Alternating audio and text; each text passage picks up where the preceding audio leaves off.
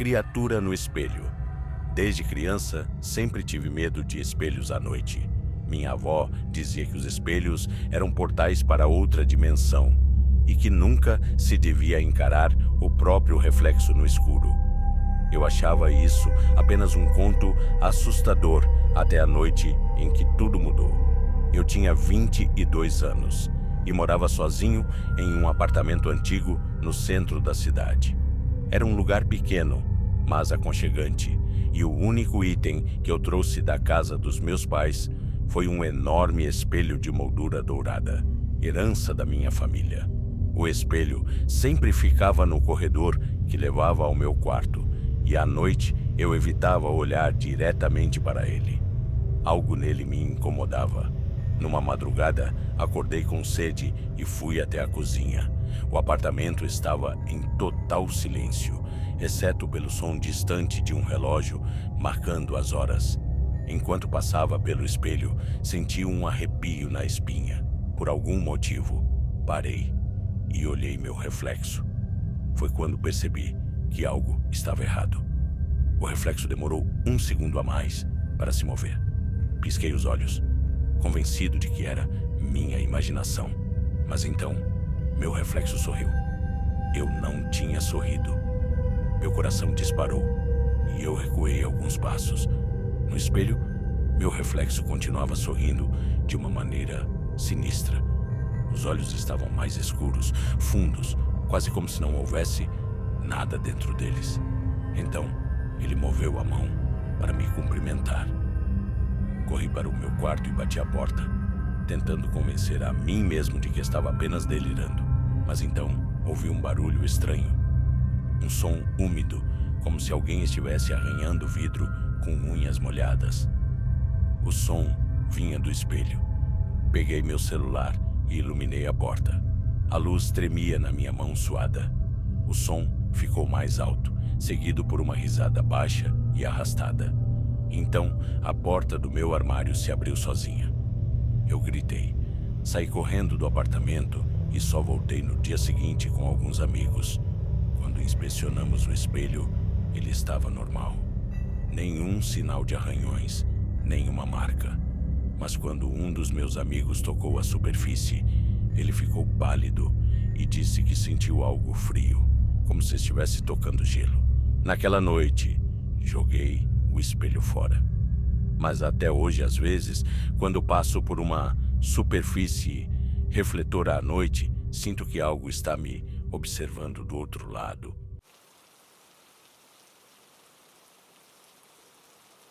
O homem na estrada. Isso aconteceu comigo há cerca de 5 anos, em uma estrada deserta no interior. Eu estava voltando para casa depois de uma viagem de trabalho, dirigindo sozinho no meio da noite. Não havia carros por perto, e a única coisa iluminando o caminho eram os faróis do meu carro e a lua cheia no céu nublado. A estrada era estreita e sinuosa, cercada por uma densa floresta dos dois lados. O rádio não pegava sinal, então a única coisa que me acompanhava era o ronco do motor e o som dos pneus no asfalto gasto. Foi então que eu vi pela primeira vez um homem parado no acostamento, vestindo um terno escuro e um chapéu. Ele estava completamente imóvel, olhando para o carro conforme eu passava. Seu rosto estava coberto pela sombra do chapéu, mas pude sentir seus olhos sobre mim. Meu coração acelerou. Não havia cidades ou vilarejos próximos. Então o que aquele homem estaria fazendo ali, sozinho, no meio da noite? Segui dirigindo, mas algo me incomodava. Alguns minutos depois, olhei pelo retrovisor. Ele ainda estava lá, mas algo estava errado. Ele parecia mais próximo do que antes. Meus instintos me disseram para acelerar, e foi o que fiz.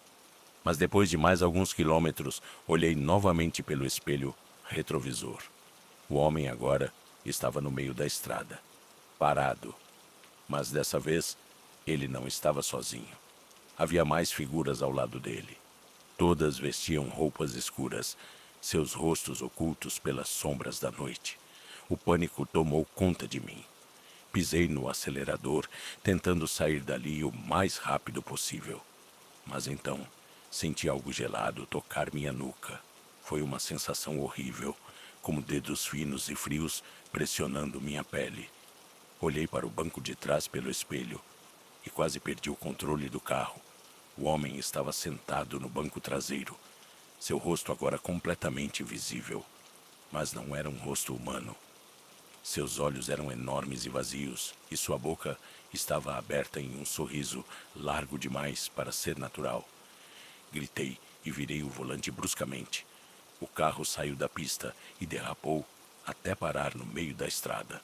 Ofegante, olhei para trás. Não havia ninguém lá. Saí do carro, tremendo, tentando recuperar o fôlego. A estrada estava vazia, sem sinal do homem ou das figuras na estrada. Depois disso, nunca mais dirigi sozinho à noite, mas às vezes, quando estou sozinho no carro, sinto um arrepio na nuca, como se dedos frios estivessem me tocando novamente. O último sussurro da colina. A chuva castigava o telhado da velha casa, abandonada no alto da colina. Relâmpagos rasgavam o céu, iluminando por breves instantes a fachada em ruínas, como se quisessem revelar os segredos obscuros que ali residiam. Daniel estacionou seu carro na estrada de terra e contemplou o casarão à sua frente. Ele tinha ouvido as histórias, lendas sobre desaparecimentos e sussurros noturnos, mas sua curiosidade o impelia a explorar o lugar. Ao empurrar a porta pesada, um rangido profundo ecoou pela escuridão. O ar carregava um cheiro pútrido de madeira apodrecida e algo mais, algo doce e enjoativo. As paredes eram cobertas por papéis de parede descascados. Manchas escuras espalhavam-se como sombras retorcidas.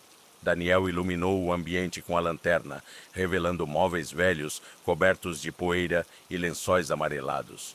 Uma escada em espiral levava ao andar superior, e ao seu lado um corredor se estendia até a cozinha. A cada passo que dava sentia-se observado. O silêncio era quebrado apenas pelo vento que assobiava através das frestas e pelo som da água pingando de um cano furado.